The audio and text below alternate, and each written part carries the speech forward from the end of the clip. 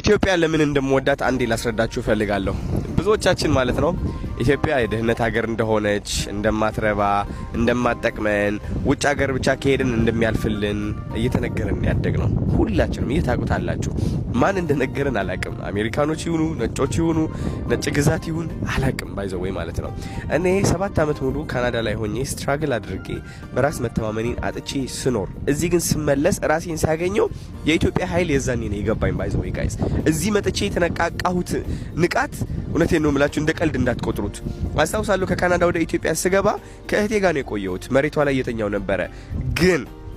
ግን በ3-4 ወር ውስጥ አዶናይን የበለጠ አውቄ ኮንፊደንሴን መልሼ በኃይል በጥንካሬ ነው የተነሳሁት። እውነቴን ነው የምላችሁ ህይወቴም እዚሁ ነው የቀየርኩት ኢትዮጵያ because ካናዳ አሜሪካ ብቻ ህይወት መቀየር ቢችል ኖሮ እኔ ካናዳ ተቀየረ እዚህ መጥቼ ሙድ መያዝ ይችል ነበር። ቤት ገዝቼ መኪና ገዝቼ ማለት ነው። ምኞቴ ያ ነበር እውነት ለመናገር ከካናዳ ስመለስ።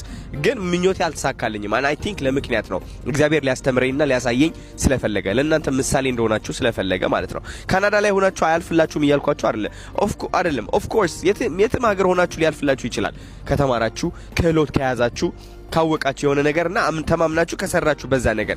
ግን ደግሞ ውጭ ሀገር ሄደ ከቤተሰቦች ርቀ ከመሬትህ ርቀ ከምታቀው ከምትወደው ቦታ ርቀ ከሚያልፍልህ እዚህ ሆነ